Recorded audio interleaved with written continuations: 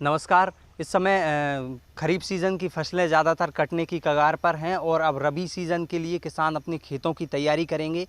किसान किस प्रकार से अपने खेतों की तैयारी करेंगे, इसके लिए कृषि वैज्ञानिकों से पूरी आपको जानकारी देंगे। हमारे साथ हैं कृषि वैज्ञानिक अशोकनगर के, तो इनसे जानेंगे कैसे क्या तैयार करेंगे। नमस्कार सर। नमस्कार किसान भाइयों, मैं डॉक्टर वीरेंद्र कुमार जैन, कृषि वैज्ञानिक, कृषि विज्ञान केंद्र अशोकनगर। आजकल जो खरीफ का सीज़न चूँकि हमारा पूरा हो गया है और सोयाबीन की, हमारे क्षेत्र में सोयाबीन एक मुख्य फसल है, इसकी कटाई जोरों पर है और मेरे ख्याल से हफ्ता 10 दिन के अंदर लगभग सभी जगह कटाई हो जाएगी। किसान भाइयों, इस साल जैसी परिस्थिति है अशोकनगर ज़िले की, वर्षा बहुत कम हुई है, ख़ासतौर से अशोकनगर तहसील में। तो किसान भाई एक तो ये काम करें, नमी संरक्षण जो है वो बहुत ज़रूरी है। उसके लिए आप जैसे ही जुताई करते हैं कटाई के तुरंत बाद, तो जुताई करने से क्या होता है कि ऊपर की मिट्टी तो आपको सूखी हुई दिखती है, लेकिन आपकी नीचे नमी संरक्षित बनी रहती है।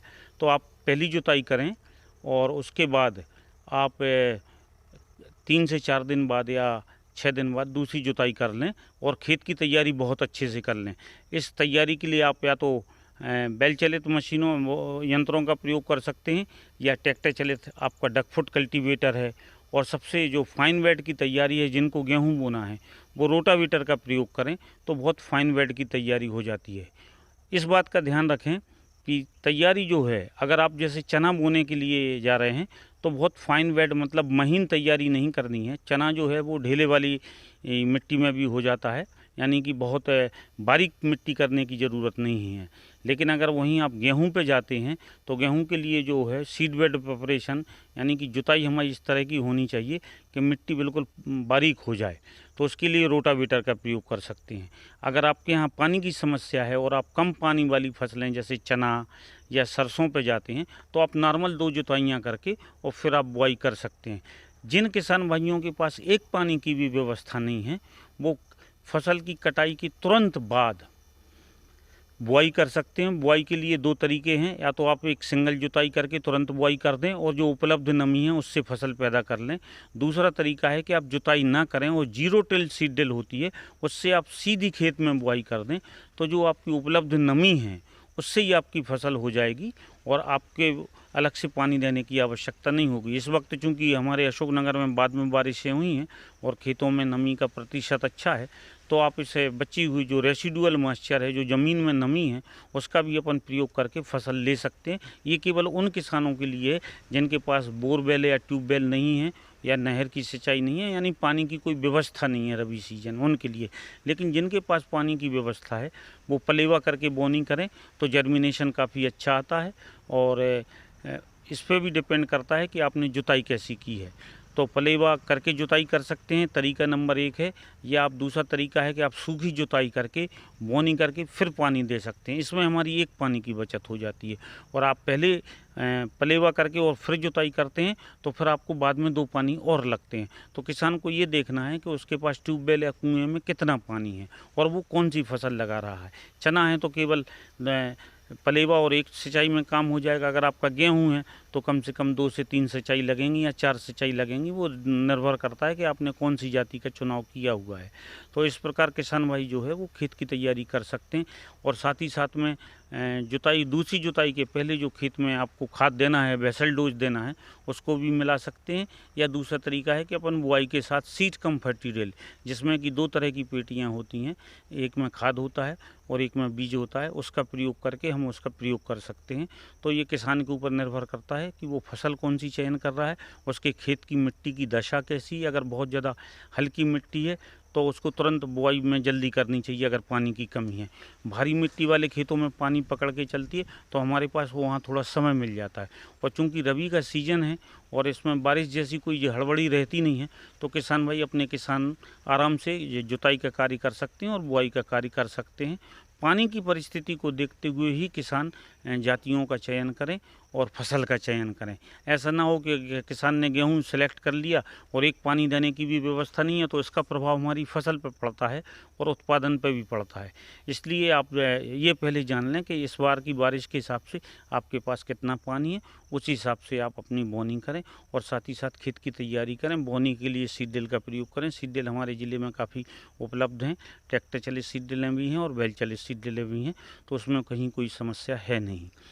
किसान खेतों की जुताई के लिए ज़्यादातर असमंजस में रहते हैं कि कौन सी फसल के लिए गहरी जुताई करनी है, कौन सी फसल के लिए कम गहरी जुताई करनी है, तो इसके लिए कैसा क्या रहता है? नहीं, गहरी जुताई तो देखिए, आपको गहरी जुताई से यहाँ दो तरीके की बातें हैं कि एक तो जो गर्मी में खेत की तैयारी करके पटकते हैं एमवी प्लाऊ से, वो खेत की दशा सुधारने के लिए गहरी जुताई होती है। लेकिन जैसे हमारे यहाँ जो अपने क्षेत्र में फसलें लगती हैं, गेहूँ, चना, मसूर और सरसों, ये मुख्यतः 3-4 फसलें हैं जो कि यहाँ पर लगती हैं। तो जैसे चने के लिए थोड़ा सा ढेले जैसी जुताई करनी है और हल्की सी गहरी जुताई करनी है, क्योंकि चना इस तरह की फसल है कि उसका दाना अगर थोड़ा नीचे भी चला गया है तो वो निकल आता है।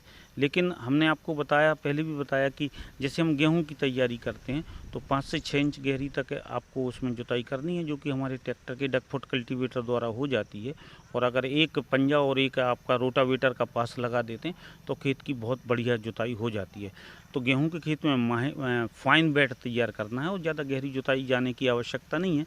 और सभी फसलों में जितना भी फसलें हैं, किसी की भी जड़ 9 इंच से ज़्यादा गहरी नहीं जाती है। तो ट्रैक्टर की जो गहरी जुताई होती है वो गर्मियों में होती है, लेकिन जो सामान्य जुताई होती है वो 5 से 6 इंच भी होती है, तो इसमें कोई इतनी आवश्यकता नहीं है, हमारे लिए पर्याप्त है। क्योंकि हमारी जो जड़ों का विकास होता है वो इसी क्षेत्र में होता है और जो भी न्यूट्रिएंट लेते हैं वो इसी क्षेत्र से लेते हैं। इसलिए जो सामान्यतः किसान हमारे यहाँ की जुताई ठीक करते हैं अशोकनगर ज़िले की, उसमें कहीं कोई दिक्कत नहीं है। केवल चने के मामले में ऐसा रहता है कि बहुत बारीक जुताई नहीं करनी है, ढेले युक्त जुताई करनी है और हल्की सी गहरी जुताई करनी है। चने के मामले में एक बात मैं और कहना चाहूँगा कि अपने क्षेत्र में ओगरा की बहुत समस्या है, तो किसान चना थोड़ा सा लेट बोएं, 15-20 दिन लेट बोएं, तो जो ओगरा की साइकिल है। तारीख तक बो सकते हैं चना, कब तक, कौन से नहीं, महीने? तारीख निश्चित नहीं होती। तारीख इसलिए हम निश्चित नहीं कर सकते कि ये निर्भर करता है तापमान पे, कि प्रकृति का तापमान कैसा है। जैसे गेहूं की जुताई के मामले में कहा जाता है कि एक सामान्य जो अनुभव होता है कि जब हमारे खोपरे का तेल जमने लगे, यानी हल्की ठंडी पड़ने लगे, तब हमारे गेहूं की जुताई वो बुआई करना चाहिए। लेकिन चना की उसके जैसे अभी इस वक्त अगर कोई सरसों बो देगा तो सरसों का जर्मिनेशन ख़राब आएगा, थोड़ा सा टेम्परेचर डाउन होना चाहिए। तो अभी समय उपयुक्त नहीं है बुआई का, करीब 10 से 15 दिन बाद आप इसकी तैयारी कर सकते हैं तापमान को देखते हुए। सामान्यतः 25 से 30 डिग्री या 20 से 28 डिग्री के बीच में बुआई होती है, तो काफ़ी ठीक रहता है तापमान के लिए। और आर्द्रता भी उस वक्त हमारी जो है वो 60 से 70% होनी चाहिए, 60% के आसपास, तो जर्मिनेशन हमारा ठीक रहता है। अधिक गर्मी में बुआई करने से अंकुरण प्रभावित होता है। 15 अक्टूबर के आसपास बुवाई मैंने आपसे कहा ना, हम इसको कैलेंडर की तारीख में नहीं बांध सकते हैं। हम कैलेंडर देख के बुआई की तिथि नहीं दे सकते हैं, क्योंकि ये निर्भर करता है कि परिस्थिति का तापमान कितना है। और ये हमारे किसानों को इतना अनुभव है। और सामान्यतः अभी बोनी के लिए तो 10 से 15 दिन अभी उपयुक्त समय नहीं है, उसके बाद ही बोनी स्टार्ट होंगी। इस बीच हमारी फसलों को निकालना और खेत की तैयारी में लगभग इतना समय लग जाता है। नवंबर से जो है वो गेहूँ की अपन बुआई कर सकते हैं, और उसके एक 10 दिन पहले अपन चाहें तो चना भी बो सकते हैं। और सरसों के लिए अधिक तापमान में बुआई ना करें। ये आपने अभी बताया था, आपने इधर ऐसी ज़्यादातर कहीं देखी नहीं है कि सीधी खेत में बुवाई कर सकते हैं, जहाँ कोई बिना जुताई करे बुवाई कर सकते हैं। इस विधि को जीरो टिलेज विधि कहते हैं। अच्छा। उसमें आप चना भी बो सकते हैं, गेहूँ भी बो सकते हैं। सोयाबीन का खेत काट के हम उसमें सीधे बोते, उसमें मशीन अलग तरह की आती है।